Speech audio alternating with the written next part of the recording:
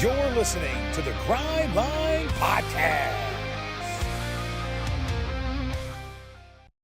What's up, and welcome to another episode of the Grind Line Podcast. I am your host, Greg. I am here tonight with Ryan and Tyler. You're listening to episode 310. The Red Wings are back on a win streak, currently leading the LA Kings 3-2 with 16 minutes left in the third. They've won 2 in a row. There's some news on injury front, news on signing front, some news around the league. But how are you guys doing tonight? Pretty good. Surviving is the word I think I would use at the moment. The wife is out of town. She is in Orlando. You suck. It was apparently beautiful today. She sent a picture of herself out at lunch.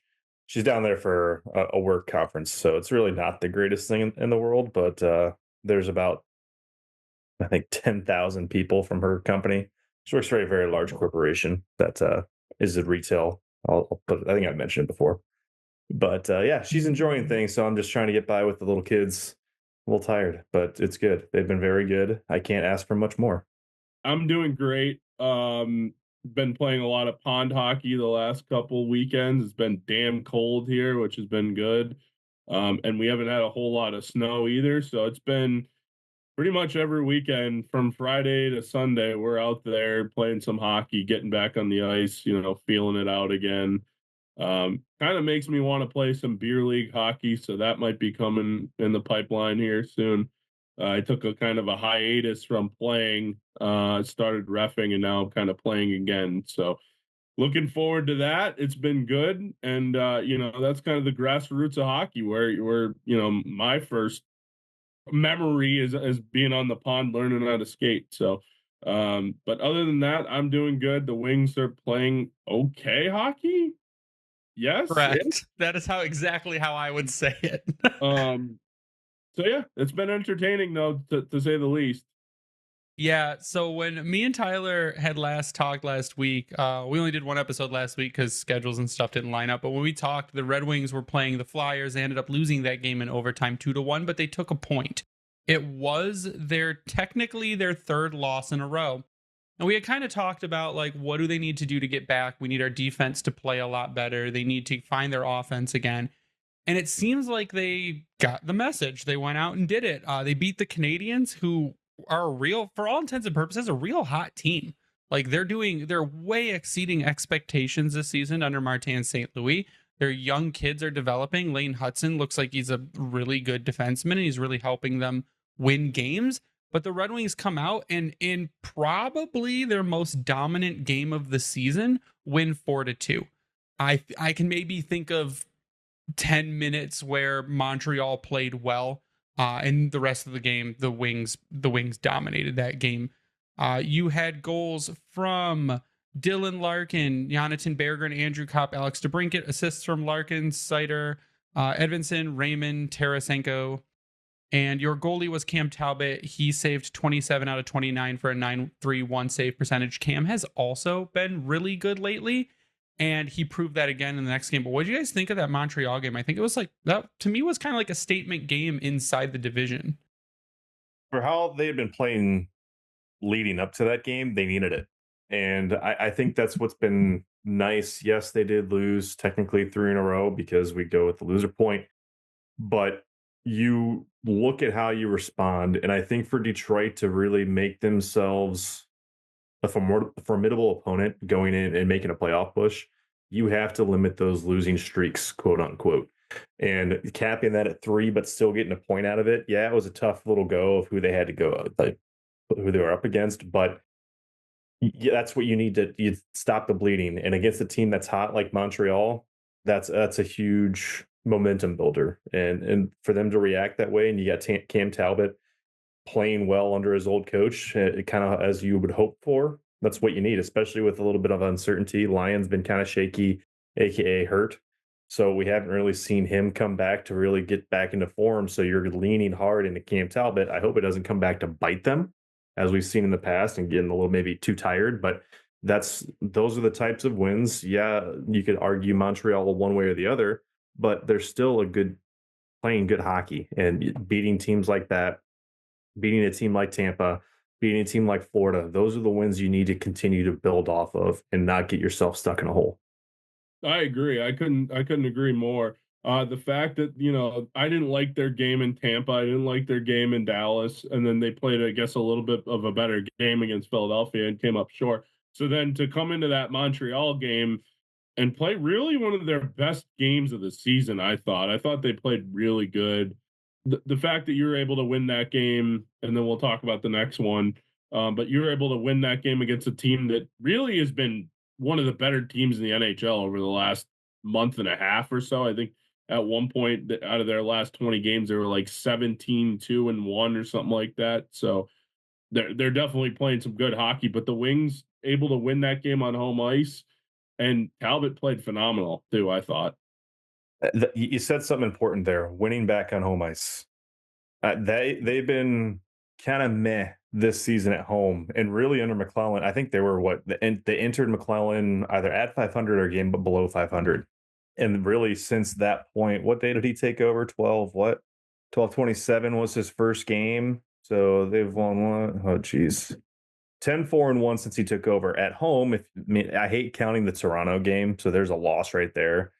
But they've had how many games total? 1, 2, 3, 4. They have lost a grand total 2. Toronto, his first game, and then that debacle against San Jose. And I'm not going to, again, like you said, I'm not going to count the Toronto game. A dude's in town for 3 hours, says hello to everyone, and then they go play. Like, you can't count a game like that. But the Montreal game, I think, and like you said off the top, those are games that you need to win. Those are games within your division against opponents who are in front of you right now. And when they lose those 2 points, that's huge for them. And when you pick it up, you're starting to come back. Now, the Red Wings are still currently out of the wild card spot by 4 points behind the Tampa Bay Lightning for the second spot and 5 points behind the Bruins for the first spot. Ottawa's third in the division right now with 56 points. So you're only 5 behind them.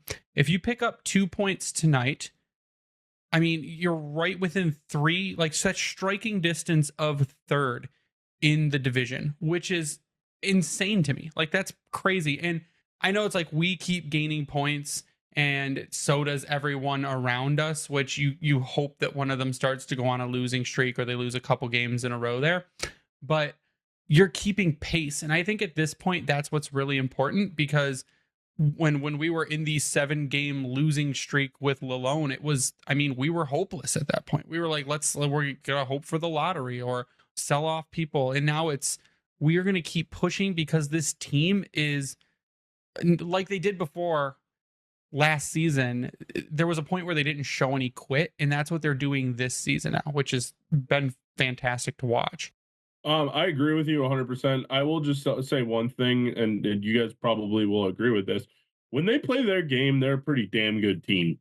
When they play their game and they're firing on all cylinders, they're a pretty damn good team. I guess the caveat is they just need to bring it every single night, and I still don't see that. There's still games like the Dallas game, like the at Tampa Bay game, where you just like you look and it's 4-0, and it's like, well, what the fuck do we do now? They got to limit that. Actually, I shouldn't even say the Dallas game, because that was one of those games that kind of could have went either way. But the Tampa game, I really didn't like their game. And also the San Jose game. I mean, that was just another one of those kind of debacles. But not to go back too far, they just need to play their game more often than not, and I think they'll be fine. I mean, you're not, when they have their best, there's not a lot of teams in the NHL that can beat them. Yeah, and that they kind of showed that at the next Tampa game. Where Cam Talbot comes out and posts a 28 save shutout, and the Red Wings win 2-0 on goals from Marco Kasper, who has just been absolutely incredible, and on Michael Rasmussen's empty net goal. That was a game where the Red Wings played really well. Cam Talbot made some key saves, like we've been asking goalies to do, is, hey, go out there and make a save you're not supposed to make to keep the team in the game. And Cam Talbot went out and did that. And the Red Wings against a Tampa team who has gotten really, I don't know if the team as a whole, but like we'll talk about like the dirty hits and we'll talk about the intentional trips and stuff. But that was another game where you took 2 big points from people who you are racing with in the standings, and you bounced back from losing to them that game before Dallas in a pretty gross fashion. So I thought that was also another game where, like you said, Tyler, when they're on and they're playing their game, the Red Wings are really hard to beat. And that was another game where they showed that. I think what stands out too when you look at the way, like Tyler, you mentioned they need to be playing on all cylinders. Well, yes, that's true really for any team. I think what's important is that they're not waiting. Oh, nice hit from Shine. He has looked great tonight. I know we're going to get to that, but they're playing aggressive, and I think that's where it changes from previously. They weren't doing that. And what I just pulled up as you guys were talking with Lalone and his 1 through 34, those games 13, 7, and 4, they had 853 shots on net. They were outshot by over almost 170 shots. They allowed over 1,000 shots against with Lalone. Since McClellan took over in those 15 games, they have outshot their opponent by 40. So he's flipped that on its head. They are a far more aggressive team. Yes. Look at the effort by Marco Casper, and that's why I What a love goal. recording these things mid-game, is because you get like the real-time reactions. Just again, this is the no quit. Marco Casper Great flies down play. ice 2-on-1, just here it is. makes the save, and then Larkin, who's it? Larkin put it in. Oh, no, It was just Casper beautiful. got his own rebound. Did he get So it it? was a- Yeah. Oh yeah, Yeah. Casper got his own rebound. Look at that. Like It the hit. the determination from What a Marco shot, though. Casper. Just So- beautiful. To emphasize this, if you weren't watching this game, Raymond made a play in their own end, up along just on the top side of the dot. He was able to chip it up along the boards, and it got past the pinching Kings defenseman. Casper took that, had a 2-on-1 with Larkin coming across the middle.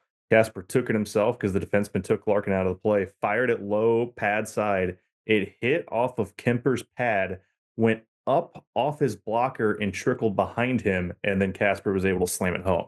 Beautiful play. That kid, Casper, has been on fire since he has been put on this line. It really shouldn't be a surprise at this point, but we're finally seeing some of these younger guys get put into situations where they can succeed, like Johansson, as we've talked about before, and it's freaking awesome. But anyways, back to what the I was point, talking Ryan. about, to the aggressive nature, as we just saw that there, they're out shooting opponents, and if they're not out shooting the team, they're right there with them. We haven't seen the debacle that was the New York Islanders, where we had 10 shots in a freaking game. They're making the other teams think more. They're pressuring them more in the offensive or defensive zone when the other team has the puck. They're not just sitting back waiting for something to happen. Especially we've seen that in the neutral zone. They're pushing up. They've got a guy attacking, and there's always a winger coming over top the center to help them out. It's just fun hockey. And like right now, they've got the forecheck going. They just turned another puck over with Rasmussen, Soderblom, and Fisher. That group has looked great tonight. So it's the aggressive, high tempo hockey, I think, to what your point was you were going with there, Tyler. Yeah, it's not always consistent, but they've been able to turn it on, and I think what's key is they've been limiting the bonehead mistakes. That's been the important aspect at this point. That's offside. And it hasn't just been like the one and outs like they were used to doing, like shoot it once, no one's there to collect a rebound because guys are changing. No, it's the constant, it's the aggression, it's the battle, it's the second chances they've been getting, and it's the pressure. And the pressure is making the other teams mess up. And instead of there not being somewhere to respond to that, now there are guys in the zone. There are guys able to scoop up those pucks and take those second chances. And it's really refreshing to watch. But I know you're going to say something, Tyler. No, I was just going to say the fact that they're able to, like, the fact that we're able to even talk about this after that 6-game losing streak, and after, they kind of seem to be floundering in mediocrity land, the fact that they're actually got to the point where we say, okay, if they play their game, they're a pretty damn good team. That's a pretty strong thing for us to say, considering about a month ago, maybe it was a little bit more than a month ago now, if you would have told us we were in this situation, we would have been like, oh, okay, well, either Lalone got fired or a lot of things started to go right. And it's a combination of the two, right? Like, I mean, you have some younger players developing at a pretty rapid pace in Albert Johansson and Marco Casper right now. And now Soderblom's up now too, and he's playing pretty good, and he scored tonight. So, like, I mean, this is where we're starting to see that. I know I always say, but the light at the end of the tunnel in terms of the rebuild, where you're starting to see the fruits from the labor in terms of the players that you drafted, the players you're starting to develop, and you're starting to see that come to fruition, especially with Lucas Raymond. Man, what a fucking player he is. additionally to your point about these young players, and they're showing the replay, that what Raymond does here, he beats Kimpy. The defenseman gets stuck flat-footed at the blue line. The way he just chips it, like you just mentioned, how he's starting to come through. There's a lot of comments tonight on X about the superstar ability starting to finally truly show for Lucas Raymond, and that play to spark Casper free right there helps speak to it. But no, to the kids though that we're finally seeing in the lineup, and they're getting the opportunity. We're seeing Burgers play more minutes. We've seen Johansson go from 13 to over He just had 17 what, a minutes a game. 20-minute night? He had a 20-minute night a couple nights ago. You're seeing Casper playing top line minutes. What that speaks to, even Shine coming in tonight, and Soderblom, how they've come in with injuries. They've been impactful. And you know what that speaks to as well is the winning culture they've built down in Grand Rapids, because that's a first place hockey team. They've gotten kind of stripped to the studs right now, which is unfortunate. But at the same time, that speaks to what Yzerman has been able to do through the draft and a lot of the guys that he has been brought through. So we're there. We're getting there. We're so close. But now it's just making it all happen. And hopefully Todd McClellan's the guy that actually can get that group to make it work and get over the hump. Yeah, and for those who said the Yzer plan is dead, they're eating their words a little bit right now. Yeah, they've been saying that for 2-3 years now. I think it's so premature to say that, because I feel like when people are saying that, you don't have the Axel Sandin Pelicas in the NHL. You don't have the Nate Danielsons in the NHL. Marco Casper wasn't in the NHL to start the season, and now he is. Soderblom's in the NHL right now, but he didn't start the season with the team. There's still a lot of things to be said. Trey Augustine is at Michigan State still. Coase is in the AHL playing pretty good. So like they're on the cusp of getting to the NHL, but and Dmitry Buchelnikov is still in the KHL. There's still Carter Mazur just got healthy again. Amadeus Lombardi's coming back. And Mazur just came back off an injury. What was it? Was it Friday night that he came back? A couple nights ago, yeah. Yeah. So regardless of the situation, they're getting reinforcements. But like, I just don't understand when people say like the rebuild isn't working. All his players still aren't here yet. So how can you say that the rebuild isn't working properly? It's easy to understand. It's an oversimplification, because they're not a playoff team. The rebuild is failing. It's simple as that. There is no other crazy way to look at it. If this team is not in the playoffs, it's a failed management team, which you can argue for most sports that's the case. Hockey is the weird bastard child of sports, because these guys, we've talked about this ad nauseum. You're drafted at 18, sometimes 19. You look at other leagues. Baseball, rarity. You see a guy under 20 years old cracking an MLB roster. Hockey, a rarity. You see a guy under 20 years old cracking an NHL roster. The NFL, majority of your players getting drafted are over the age of 21 because of the requirements that they have to be in college, because they're not mature enough physically. These other sports, basketball and the sort, you can get, especially basketball, you can get away with just freak natural talent, and you don't have to be a dude that can take a hit, because if you're taking hits in basketball, you're getting a foul and or suspended. So these other sports, because of how the nature of the beast, if you're not in the playoffs, you're not producing, you're a failure. And that's what the simplistic view is of it. That's why, like, when people argue about like, obviously, you guys know I live here in Boston, and the argument has been, do the Bruins keep doing what they're doing, or do they rip it down to the studs and start from scratch? Well, the argument from both sides are, if you rip it down to the studs, you could become Buffalo, where you're not good again for 20 years. Or you could be Detroit, or you could be like the Rangers, where you were proactive. And I guess the Wings weren't really proactive, but the Rangers were. And look at the Rangers now. The Rangers have kind of rebuilt, kind of on the fly, kind of not on the fly, kind of a combination. And there's just no perfect rebuild scenario. Because look at Florida. The Florida Panthers were a team that was floundering in mediocrity for years. And yes, they got Aaron Ekblad, but then they had to go out and they had to trade for Kachuk, and they had to, like, there's just no perfect storm. Everything's a little bit different. Every rebuild is a little bit different. Look at Chicago, man. Elliot Friedman was talking about the Blackhawks and how they think that this rebuild could take 7 to 10 years from today. And apparently the outdoor game that they had was a total disaster in terms of fan interest and money wise and everything else. So it was two teams that had no business. They were banking off people coming to see Connor Bedard, and having a down year, people aren't flocking to see the Hawks versus the Blues. Exactly. So we're going to take a quick break. Word from our sponsor. We're going to come back, a little bit more news tonight, but stick with us. We'll be right back in just 1 minute. Playoffs? We're talking about playoffs? You bet we are. Get in on the action at DraftKings Sportsbook, an official sports betting partner of the NFL. Scoring touchdowns is key to winning in the playoffs, and you can score big by betting on them at DraftKings, the #1 place to bet touchdowns. Ready to place your first bet? Try betting on something simple like player to score 6. Go to DraftKings Sportsbook app and make your pick. You know we're always down for betting on teams like the Detroit Lions, who have absolutely no quit after laying the smackdown on the Minnesota Vikings this week. New DraftKings customers can bet $5 to get $200 in bonus bets instantly. Go to DraftKings Sportsbook app now and use code THPN. That's code THPN for new customers to get $200 in bonus bets instantly when you bet just $5. Only on DraftKings Sportsbook. The crown is yours. Gambling problem? Call 1-800-GAMBLER. In New York, call 877-8-HOPE-NY or text HOPE-NY 467-369. In Connecticut, help is available for problem gambling. Call 888-789-7777 or visit ccpg.org. Please play responsibly. On behalf of Boot Hill Casino and Resort in Kansas, 21 and over. Age and eligibility varies by jurisdiction. Void in Ontario. Bonus bets expire 168 hours after issuance. For additional terms and responsible gaming resources, see dkng.co/ice.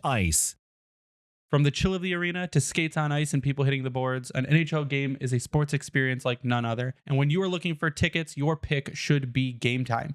Game Time is the only app that gives you complete peace of mind with your purchase. And see the great seats with Game Time picks and see the view from your seat on your phone before you buy your tickets. All-in pricing shows you your total cost up front, and you can buy tickets in seconds with just a couple taps. If you find tickets in the same section and row for less somewhere else, Game Time will credit you 110% off the difference. With event cancellation policies that automatically refund your tickets and 24-hour returns guaranteed, you are protected with the Game Time app. Take the guesswork out of buying tickets with Game Time picks. Download the Game Time app, create an account, and use code THPN for $20 off your first purchase. Terms apply. Again, create an account and redeem code THPN for $20 off. Download Game Time today. What time is it? Game Time. And we're back. We got a little bit of wrap-up news before we go. Dominik Shine today signed a 2-year contract for the remainder of this season and all of next season with the Detroit Red Wings. They voided his AHL contract. He signed an NHL contract. He's immediately recalled. He is in the game tonight. And by all accounts, like what Dominik Shine does is Dominik Shine brings muscle. And he brings grit and he brings intensity. This season in Grand Rapids, 40 games played, 11 goals, 21 assists for 32 points. So he has offense in the AHL, but he's on your third line tonight, and he's out there banging bodies, and he's looked really aggressive. He had a LA player really pissed off at one point. He laid a hit down below the boards and the defensive zone, Shine did, and kind of stayed on the dude a little bit. That dude was riding his ass all the way up to the bench area. It jumped into him. I'm surprised there wasn't a penalty there, but that's the type of thing that he brings in Grand Rapids. It is awesome to see. I know there's a lot of Grand Rapids fans watching the game tonight that are ecstatic that he finally got this opportunity. Like that's the fun part about hockey, is that when you're over the age of 30, and baseball is kind of the same way. In other sports, you get over the age of 30, you're like, well, you had a good run, you're a career minor league player. These sports in particular, you have that opportunity, and it's freaking cool. And he is actually, I think, looked pretty damn good tonight. Exactly what you would think for a grinder type and bottom line guy, third line, fourth line, because of the injuries. But he's been aggressive. I thought offensively, he's actually looked pretty good. He's made some good plays, but he's just been a good, hardworking player. And that's for him to be rewarded with a contract is just the icing on the cake. So good for him. Yeah, I don't think I mentioned it. He's 31 years old, 5'11", 180 pounds. I think they said it has been a while since a 30-plus-year-old has signed their first NHL deal. And if any guy deserves it, it's someone like him. He's been a leader on the Griffins for a really long time. And he's in because Vladimir Tarasenko is sick. So like you said, Ryan, he's looked good. Yeah, and what's fun too is that his wife and his son are there. His son, I'm assuming 1, 2 years old. He's got a head of hair, but he looks just like dad. And it He was, I said he was guess, getting him skates today when he got the yes, call. that's so cool. What sucks a little bit though is that his parents sort of sucks. His parents are out of the country, or not out of the country, out of the continental United States and currently in Hawaii. So they're watching from abroad. I do love that the way that the broadcast has touched on the family and talked to them. It was a good interview with Trevor and the wife, but so very cool to see. Yeah, we're lucky to have a phenomenal broadcast crew that we have in Fox Sports Detroit. I mean, Bally Sports. I mean, what is it? FanDuel Now? Sports Network, which is like the world's worst stream. It's the choppiest stream. We're lucky that pretty much everyone they put on there is pretty decent. So shout out to those people over there that make that broadcast one of the best in the NHL, in my opinion. Yeah, no, I mean, they're playing pretty good tonight. Hopefully they can hang on. I mean, you got a 2-goal lead with 3 minutes or so left. Hopefully they can hang on, and that would be potentially 3 in a row. So we'll see what happens there. I don't know. I mean, like I said, hopefully they can hold on with this, and then, obviously you got your Western Canada road trip that's coming up, and McDavid's coming back, I believe, for the Thursday game, right? He's already back, yeah. The Red Wings' next game is against the Edmonton Oilers on Thursday, and then the Flames good. on Saturday. Looks like they will probably be without Patrick Kane. He was placed on IR today, retroactive to the 21st. He will be available starting tomorrow to come off of IR, but there's been no Patrick Kane's good to go. He probably will not play the next game against Edmonton. But by all accounts, it looks like they're doing okay without him. I mean, Elmer's been good. We've got Shine up now. Maybe Senko gets healthy by the time we go up against Edmonton. Senko's just got the flu going right now, He's right? sick, yeah, and we're hoping he doesn't plague the entire locker room. That's the big hope. The last thing I want to touch on, and it's just really quick. Did you touch on Comfort being out? Comfort's out too because of the dirty players on the Tampa Bay Lightning. I'm surprised Kucherov didn't get suspended for the trip on Rasmussen. But yeah, Comfort clear head hit, 2-game suspension. I don't care to try and understand what the player safety the decisions are made. Connor McDavid cross-checks somebody in the face and gets 3 games. That probably should have just been 1 game, personally. And then Kucherov doesn't get anything. You mean more, right? You mean that should have probably been like 5 games, but he's a first-time offender, so he got 3. No, that was a whole nothing burger. He was sitting on him the whole time. You can't, come on. He hit him in the face with a stick. The official not calling the penalty for Garland sitting on him. They almost weren't going to call the penalty. That doesn't give you the right to smash your stick into someone's face. Probably they almost weren't going to call the Comfort penalty.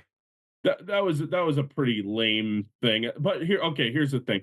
There's no consistency, I guess is what I'm trying to say. They did do a good job of giving Myers the same amount as they gave McDavid, so that works out. But how do you not give Kucherov at least 1 game for that? I don't know. I think that's a weird way of protecting players. Maybe because he only went into the net, but I don't understand how you have a guy intentionally stick his stick into a guy's feet going full speed to the other end of the ice between the faceoff dots and take him out. Thankfully, Raz actually went into the net and didn't go and hit the boards, because that actually probably could have been quite bad the way he went down. Yeah. But it's unfortunately, we've kind of touched on this in the past. It's not a surprise coming from Kucherov because he has done this type of shit before. It's few and far between, but at the same time, this is just the norm. When something's going bad for him, he does stuff like this, and it's embarrassing. It's a joke, and for a guy that is as good as he is, it's unnecessary. When you are that good, you're right, Ryan. When you are that good, you do not need to be pulling garbage like that. That should be so far below what you are as a player to do stuff like that. And you're losing the game anyways. Just give him a little stick tap on the back and let him go. You tripped him on purpose. I would have been more happy, to be quite honest, if there was a fine for the trip. Yes, people can be like, he tripped him. Why is it a big deal? It's because of how it was It done. was a dangerous trip. Very dangerous play. That could have went very badly for Rasmussen if he doesn't hit the net. That's why, to me, if at a minimum, it should have been a fine. But it's They neither here give nor there. fines for dangerous high sticks, right? Yep. They fine for everything. They fine for embellishment. As they should. So, As they absolutely should. but Otherwise, So- it's regardless, soccer. even though that wasn't penalized, I'm very glad that Lilberg did get something, because even after the shift, after he made the hit on Comfer, he had another high hit because he had a high hit the previous game they played on Berggren, and then he did it again along the back end of the boards. So 2 games in a row, he's had some just questionable plays that just aren't necessary. 2-goal night Oh, for Marco beautiful. Casper. What a play. I haven't What an seen it yet. unselfish play by Larkin to get him the Amazing. I just want to correct myself, mea culpa kind of thing here. I got the two mixed up. The trip was on Rasmussen and the hit was on Comfer. I'm sorry. So I just want to backtrack just a little bit. So Okay. I thought we were good. So, per Darren Drager, the NHL and the NHLPA have advised the IIHF that they intend on moving forward, at least for now, without IIHF involvement in the 2028 World Cup of Hockey. The NHL and the PA are hoping to make an announcement on the 2028 World Cup in some form at the upcoming Four Nations face-off. To me, and it's going to have to go back to like they did it last time with the Team North America, Team Young Guns, Team European, or whatever, because you can't, without bringing in other players, you can't field full teams and you can't call it a World Cup. you can do it in a way though that like you can just have like 8 nations. You have Slovakia, you Sure. have USA, Canada, Russia, Sweden, Finland. Is that it? That's probably pretty much it. But you leave out so many good NHL players when you do stuff like that. Like you can't form a team Germany. Mo Seider can't play because there's only like 3 active German players in the league. How do you form an entire team Czechia out of the league that is okay? How do you form literally anything else besides Canada, USA, Sweden, Finland? Like that's it. So you, without IHF, and Ryan, we mentioned this briefly before going live, is that it's probably a insurance and cost issue. But at that point, you bite the bullet to grow the game, which is what the NHL has been crying about forever, is how do we grow the game? This is how you do it. Yeah, it's frustrating to me. I mean, I get, like, I was making the point that you just made up, or not made up, but you stated that I was curious if they're doing it in-house because all the players can maintain their insurance. They don't have to go out and get something new. We've heard how much of a pain that can be for them, and that's annoying, to put it simply. But at the same time, you are losing a lot of high-end talent by doing it this way, potentially. We don't know how it's going to be. If they're going to expand it out, they absolutely should.